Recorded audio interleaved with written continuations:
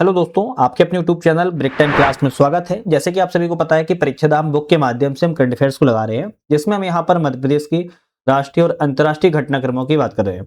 बहुत सारे important topics चल रहे हैं और इन 30 चैप्टर हैं टोटल। और 30 चैप्टर में अगर 450 एमसीक्यू की बात की जाए तो हम प्रॉपर एक ही वीडियो में लगा चुके थे, जो कि वीडियो अपलोड हो चुकी है। अब जाके उसको देख लेना।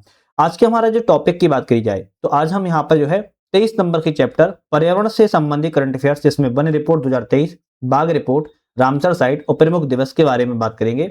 और दूसरा हमारा आज ही इसी वीडियो में टॉपिक होगा वैश्विक अंतर्राष्ट्रीय राष्ट्रीय सूचकांक इंडेक्स के बारे में, जो कि बहुत ही ज्यादा महत्वपूर्ण इंडेक्स सीधे सीधे एग्जाम में आते हैं। तो आज की वीडियो में हम 2 चैप्टर की जो है बात करने वाले हैं।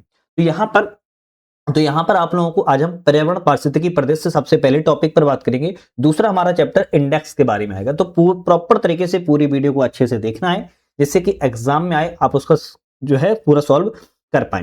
पर्यावरण से संबंधित कुछ क्वेश्चन वन लाइनर के माध्यम से, फिर कुछ डिटेल में है, दोनों ही बात करने वाले हैं। सबसे पहले हम बात की जाए गोवा। गोवा जो है भारत का दूसरा राज्य बन गया है, जिसने फरवरी 2026 में अपना वैज्ञानिक पक्षी एटलस जारी किया है। और पहला राज्य की बात करें कौन सा था, तो पहला राज्य केरल था, ध्यान रखना है। दूसरा क्वेश्चन आता है अहमदाबाद विश्वविद्यालय भारत का पहला विश्वविद्यालय बना है, जहां पर जलवायु संस्थान की शुरुआत जो है की गई है। नेक्स्ट क्वेश्चन आता है सींग वाले मेढक की नई प्रजाति अरुणाचल प्रदेश में खोजी गई है। तमिलनाडु का तट मंदिर भारत का पहला हरित ऊर्जा पुरातत्व स्थल बना है। नेक्स्ट है Bengaluru world cities culture forum का शामिल होने वाला पहला भारतीय शहर बन चुका है। भारत का पहला मत्स्य पालन अटल इंक्यूबेशन सेंटर केरल में स्थापित जो है किया गया है। नोएडा में भारत का पहला वैदिक थीम वाला पार्क वेद वन पार्क की स्थापना जो है की गई है। असम ने मानव हाथी संघर्ष की बढ़ती समस्या के समाधान के लिए गज कोथा अभियान की शुरुआत जो है की। अब ऐसे क्वेश्चन बन सकता है कि हाल ही में गज कोथा अभियान की शुरुआत किस राज्य के द्वारा की गई?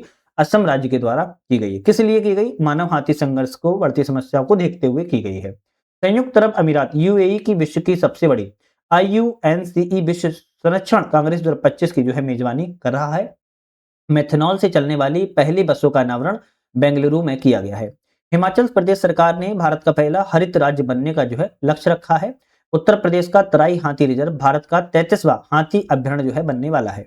दार्जिलिंग चिड़ियाघर देश का सर्वश्रेष्ठ चिड़ियाघर घोषित किया गया है। मिष्टी योजना का मुख्य उद्देश्य समुद्र तट के किनारे जो मैंग्रोव है वहां पर वृक्षारोपण करना है।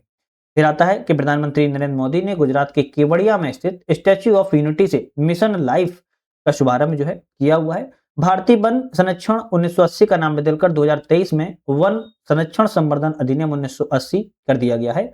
इंदौर शहर को देश की पहली वाटर प्लस सिटी जो है घोषित किया गया है। बनेरघट्टा बायोलॉजिकल पार्क भारत का प्रथम पूर्णतः सौर ऊर्जा से चलने वाला चिड़ियाघर बनेगा। केरल देश का पहला राज्य है जिसने केंद्रीय वन्यजीव संरक्षण अधिनियम 1972 में संशोधन करने वाला विधेयक जो है पारित किया हुआ है। कुछ और हमारे क्वेश्चन है, जैसे गुवाहाटी विश्वविद्यालय की मदद से भारत की पहली बांस आधारित bio refinery the vulture network launch की गई है। दिल्ली में वैश्विक वन्यजीव मेला 2025 में आयोजन किया गया था। फिलीपींस ने दक्षिण पूर्व एशिया का पहला कोरल लार्वा क्रायो बैंक जो है लॉन्च किया हुआ है। सोनम वांगचुक को टाइम मैगजीन के 100 सबसे प्रभावशाली जलवायु नेताओं में शामिल किया गया है। जेएसडब्ल्यू एनर्जी लिमिटेड ने भारत में सबसे बड़ा हरित हाइड्रोजन निर्माण संयंत्र कर्नाटक में शुरू किया है। तमिलनाडु राज्य ने वन्यजीव संरक्षण के लिए 1 करोड़ रुपए का बजट पेश किया हुआ है। और मध्य प्रदेश राज्य में भारत की पहली चीता सफारी शुरुआत भी की गई है। सुप्रिया साहू को चैंपियन ऑफ द अर्थ पुरस्कार 2025 दिया गया है। तमिलनाडु राज्य में भारत का पहला हॉर्न मिल संरक्षण केंद्र स्थापित किया गया है। तो यहाँ पर हमने कुछ फैक्ट थे जो कि भारत और मध्य प्रदेश से लेकर संबंधित रहे हैं। अब हम बाघ रिपोर्ट 2022 की बात की जान लेते हैं, जो कि 9 अप्रैल 2023 को प्रकाशित की गई थी। भारत में बाघों की संख्या की बात किया 3682 है। देश में ऐसे 5 सर्वाधिक बाघ वाले राज्य में सबसे पहले मध्य प्रदेश आता है, जहां पर 785 बाघ हैं। दूसरे नंबर पर कर्नाटक 563, तीसरे नंबर पर उत्तराखंड 560, चौथे नंबर पर महाराष्ट्र 444, पांचवें नंबर पर तमिलनाडु 306। ये 5 ऐसे राज्य जहां पर बाघों की सबसे ज्यादा संख्या देखने को मिलती है।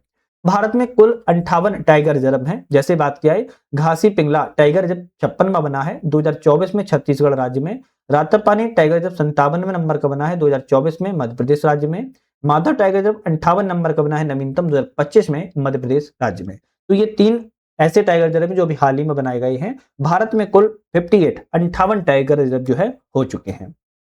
हाल ही में भारत में कुछ रामसर आर्द्रभूमि स्थल है। रामसर आर्द्रभूमि स्थल के बारे में बात किया है तो पहले मध्य प्रदेश के बारे में बात की जाएगी, फिर भारत के संदर्भ में बात करेंगे। फरवरी 2026 तक भारत में आर्द्र भूमियों की संख्या की बात किया तो 98 हो चुकी है। भारत में वेटलैंड सिटी का दर्जा इंदौर एवं राजस्थान के उदयपुर को जो है दिया गया है। तो वेटलैंड सिटी किसको? मध्य प्रदेश के इंदौर और राजस्थान के उदयपुर को मिला है। अगर मध्य प्रदेश की कुछ रामसर साइटों की बात करें, जैसे भोजताल लैंड भोपाल में है, 2002 में घोषित की गई थी। यशवंत सागर इंदौर में है, 2022 में घोषित की गई है। सांक सागर शिवपुरी में है, 2022 में घोषित की गई थी। सिरपुर आर्द्रभूमि जो कि मध्य प्रदेश की सबसे छोटी है, इंदौर में 2022 में घोषित की गई है। और तवा जलाशय नर्मदापुरम जिले में है, 2024 में घोषित जो है की गई थी। तो भारत में मध्य प्रदेश के अंतर्गत जो 5 आपकी रामसर साइटें हैं वेटलैंड्स, भोजताल, यशवंत सागर, शांक सागर, शिरपुर आर्द्रभूमि और तवा जलाशय। भारत के संदर्भ में अगर बात किया है तो अंक समुद्र पक्षी संरक्षण कर्नाटक में है, अगनासिनी अभ्यारण्य कर्नाटक में है, मगादी केरी संरक्षण रिजर्व कर्नाटक में है, कराई वेट्टी पक्षी अभ्यारण्य तमिलनाडु में, लॉन्गवुड सोलर रिजर्व तमिलनाडु में, नंजनारायण पक्षी अभ्यारण्य तमिलनाडु में, काजुल वेली पक्षी अभ्यारण्य तमिलनाडु में, सकरा कोट्टई पक्षी अभ्यारण्य तमिलनाडु में और थैर थांगल पक्षी अभ्यारण्य तमिलनाडु में। इसके बाद अगर बात किया है तो खेचियोपल्ली सिक्किम राज्य में है, उदभा झील झारखंड में है, खिचन आर्द्रभूमि राजस्थान में, मीनार आर्द्रभूमि राजस्थान में, उदयपुर झील बिहार में, गोकुल जलाशय बिहार में, गोगबील झील बिहार में।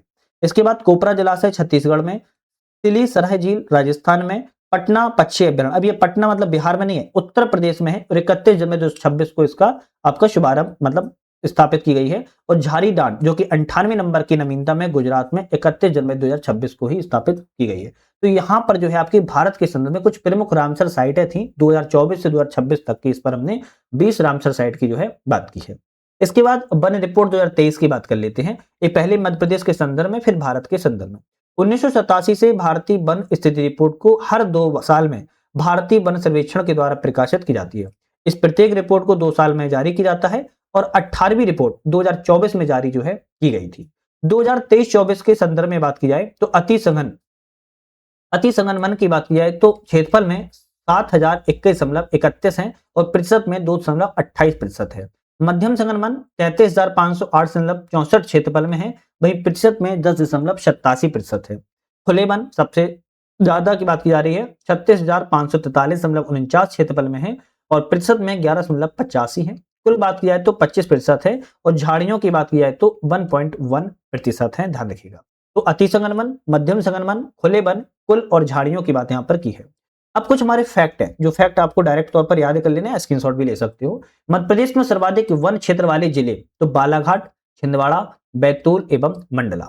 मध्य प्रदेश में न्यूनतम वन क्षेत्र वाला जिले में शाजापुर आता है, उज्जैन, आगरमालवा और निवाड़ी। मध्य प्रदेश में सर्वाधिक वन प्रतिशत वाले जिले, जो प्रतिशत में बात की जा रही है, तो उमरिया, बालाघाट, श्योपुर और मंडला। न्यूनतम वन प्रतिशत वाले मध्य प्रदेश में न्यूनतम, ये टॉप थे, ये लोएस्ट है, तो उज्जैन, शाजापुर, आगरमालवा एवं रतलाम। सबसे अधिक आग की घटनाएं 3 ऐसे जिलों में देखने को मिली है, जो रायसेन में सबसे ज्यादा, फिर दूसरे नंबर पर देवास और तीसरे नंबर पर सीहोर। वन क्षेत्रफल में सर्वाधिक वृद्धि मध्य प्रदेश में जिले किस राज्यों में सबसे ज्यादा वृद्धि की गई है, तो भिंड ने सबसे ज्यादा वृद्धि की है, फिर रतलाम ने, फिर उसके बाद निवाड़ी ने। वन क्षेत्र में सर्वाधिक कमी किस राज्यों ने की है, दमोह ने, फिर आपका सागर, फिर श्योपुर। मध्य प्रदेश में सर्वाधिक वृक्ष प्रजातियां कौन कौन सी है, तो सागवान के सबसे ज्यादा वृक्ष देखने को मिले, फिर साल के, फिर तेंदुए के। तो सबसे ज्यादा ग्रामीण क्षेत्र में सर्वाधिक वृक्ष पलाश के मिले हैं, जिसे ब्यूटिया मोनोस्पर्मा कहा जाता है। मध्य प्रदेश में नगरीय क्षेत्र में सर्वाधिक वृक्ष अमरूद के देखने को मिले हैं।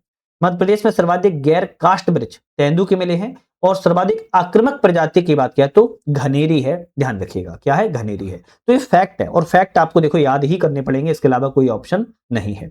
18वीं वन रिपोर्ट 2023 के बारे में बात किया है तो पर्यावरण वन जलवायु परिवर्तन मंत्री भूपेंद्र यादव ने वन अनुसंधान संस्थान देहरादून में भारत वन स्थिति रिपोर्ट 2023 का विमोचन किया था। कुछ क्लासेस हैं, जैसे वन आवरण जो फॉरेस्ट कवर के नाम से याद करते हैं 21.76% पर है, वृक्ष आवरण ट्री कवर 3.41% पर है, कुल वन और वृक्ष आवरण 25.17% पर है, झाड़ियां 1.33% पर है, गैर वन 73.50% पे, देश का कुल भौगोलिक क्षेत्रफल 100% हो जाता है। तो आप स्क्रीनशॉट लेके इसको याद कर लीजिएगा। कुल वृद्धि वन एवं वृक्षावरण में बात किया है तो 1445 वर्ग किलोमीटर में देखने को मिली है, जिसमें वनावरण में वृद्धि 156 वर्ग किलोमीटर में और वृक्षावरण वृद्धि 1289 वर्ग किलोमीटर में, जो टोटल हो जाती है 1445 वर्ग किलोमीटर हो जाती है। वन और वृक्ष आवरण में सर्वाधिक वृद्धि करने वाले 3 राज्य की बात किया तो छत्तीसगढ़ उत्तर प्रदेश और उड़ीसा। उत्तर प्रदेश ने 559 वर्ग किलोमीटर वृद्धि की है और उड़ीसा ने भी 559 वर्ग किलोमीटर वृद्धि की है, जबकि छत्तीसगढ़ ने 684 वर्ग किलोमीटर में वृद्धि की है। वन आवरण में अधिकतम वृद्धि करने वाले 3 राज्य, तो ये वन एवं वृक्ष आवरण में थे। अब वन आवरण की बात की जा रही है तो मिजोरम 242 वर्ग किलोमीटर, गुजरात 180 वर्ग किलोमीटर, उड़ीसा 152 वर्ग किलोमीटर में।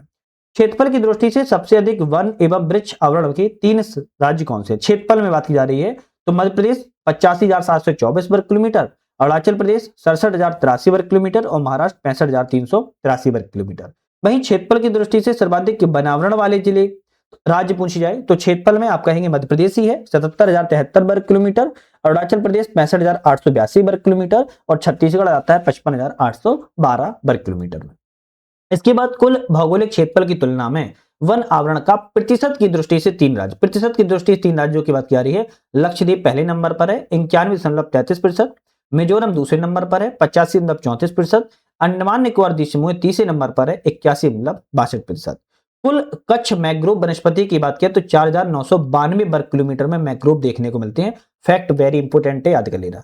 कार्बन स्टॉक के मामले में 3 राज्य की बात किया तो अरुणाचल प्रदेश, मध्य प्रदेश और छत्तीसगढ़ क्रम में याद कर लेना इंपोर्टेंट है, यहां पर कार्बन स्टॉक सबसे ज्यादा है। 2023 और 24 में सीजन में सबसे अधिक आग की घटनाएं उत्तराखंड में देखने को मिली है, फिर उड़ीसा में, फिर आपकी छत्तीसगढ़ राज्य में देखने को मिली है।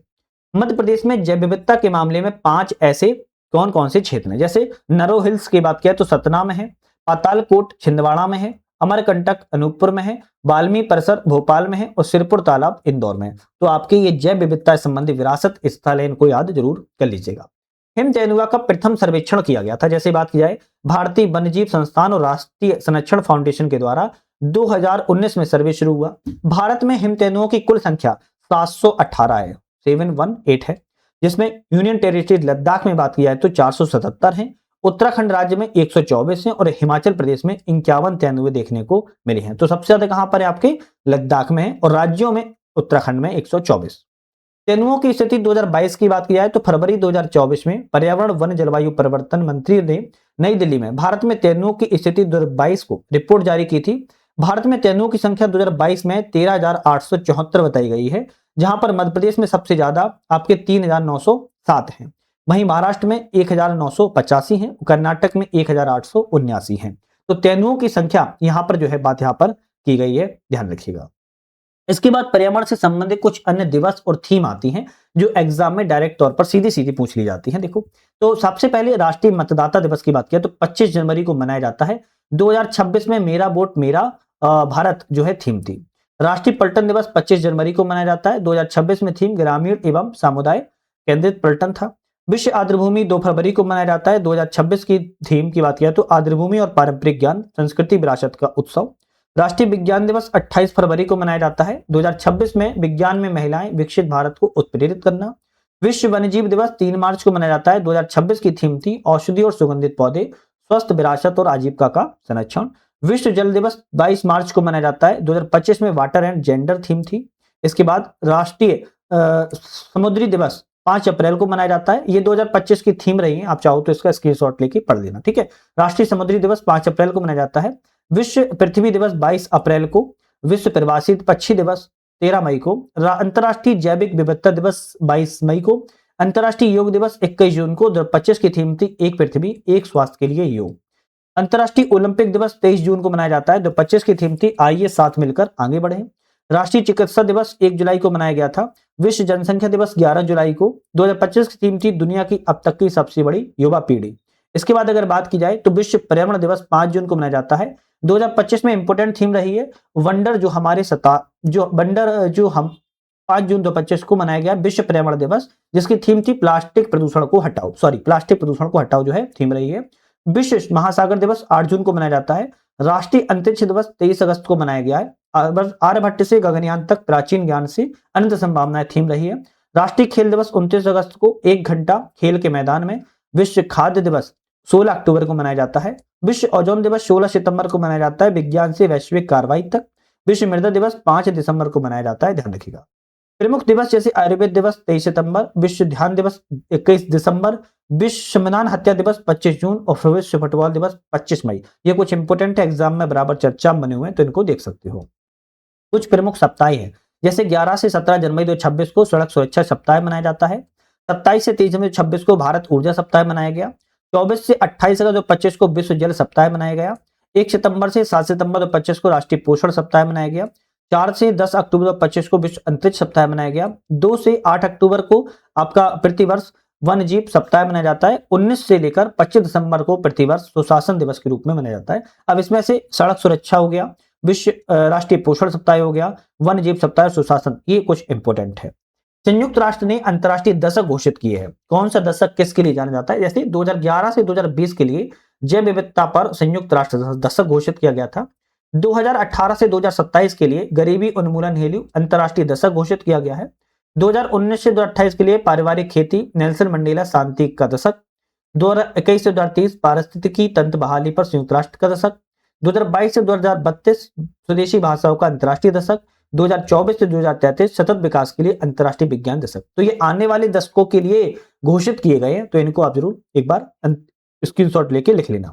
संयुक्त राष्ट्र पर कुछ अंतर्राष्ट्रीय वर्ष हैं, जैसे 2023 में अंतर्राष्ट्रीय बाजरा वर्ष घोषित किया गया था। 2024 में कैमिलिड उष्णगढ़ अंतर्राष्ट्रीय वर्ष घोषित किया गया था। 2025 के लिए सहकारिता वर्ष, ग्लेशियर संरक्षण वर्ष, क्वांटम विज्ञान प्रौद्योगिकी का वर्ष, शांति और विश्वास का वर्ष घोषित किया गया है। 2026 के लिए महिला किसान वर्ष, चारागाह पशुपालक वर्ष, सतत विकास के लिए स्वयं सेवकों का अंतर्राष्ट्रीय वर्ष।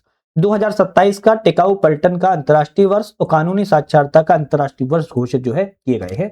ये कुछ आपके 6 ऐसे वर्ष हैं जो अंतर्राष्ट्रीय स्तर पर संयुक्त राष्ट्र ने घोषित किए हैं, इनको भी देख सकते हो। इसके बाद हमारा चैप्टर एक नया आता है, जिसमें हम वैश्विक, अंतर्राष्ट्रीय और राष्ट्रीय सूचकांकों के बारे में बात करने वाले हैं, जिसमें सूचकांक होंगे, दूसरी तरफ वर्ष होगा, भारत का स्थान होगा, शीर्ष कौन सा आपका देश है बात करेंगे, और कौन जारी करता है इसके बारे में बात की जाएगी। तो मानव विकास सूचकांक 2025 में 130 स्थान पर भारत है। आइसलैंड पहले स्थान पर है। संयुक्त राष्ट्र विकास कार्यक्रम जारी करता है। सतत विकास सूचकांक 2025 में 99 देश पर भारत है, और यहां पर फिनलैंड का पहले स्थान मिला हुआ है। संयुक्त राष्ट्र संघ जारी करता है। ग्लोबल हंगर इंडेक्स 2025 में भारत का 102 स्थान है। अर्मेनिया का पहला स्थान रहा है। वर्ल्ड हंगर हिल के और कंसर्न वर्ल्ड वाइड के द्वारा जारी किया जाता है।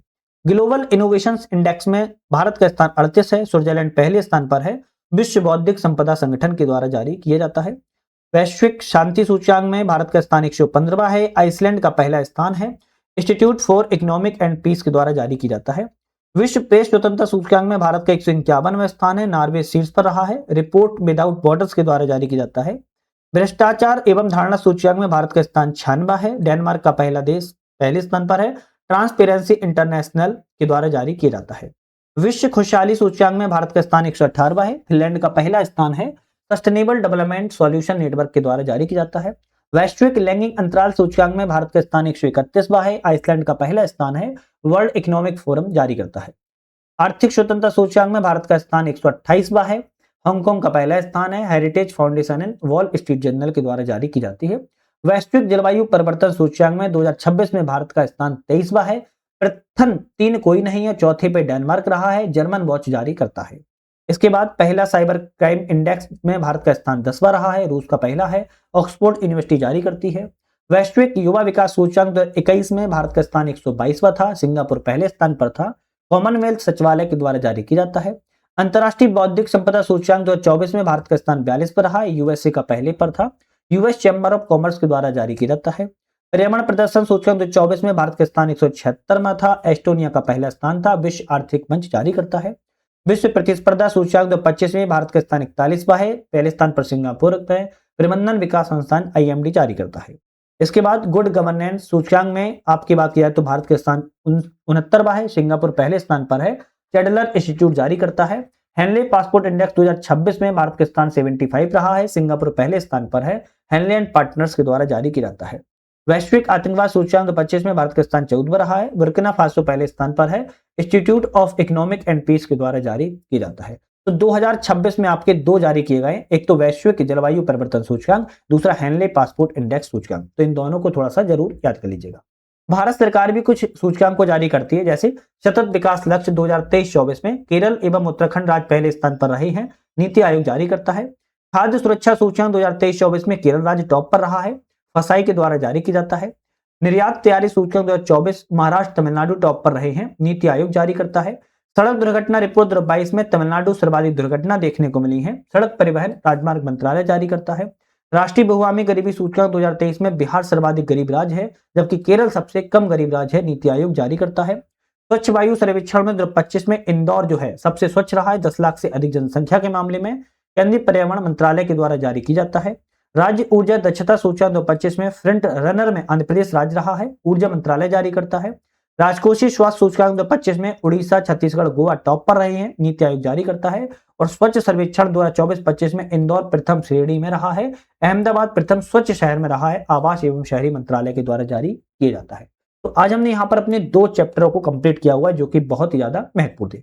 नेक्स्ट चैप्टर में हम भौगोलिक संकेतक के बारे में, वन डिस्ट्रिक्ट वन प्लॉट के बारे में बात करेंगे, जो कि इंपॉर्टेंट रहेगा। तो आज के लिए धन्यवाद।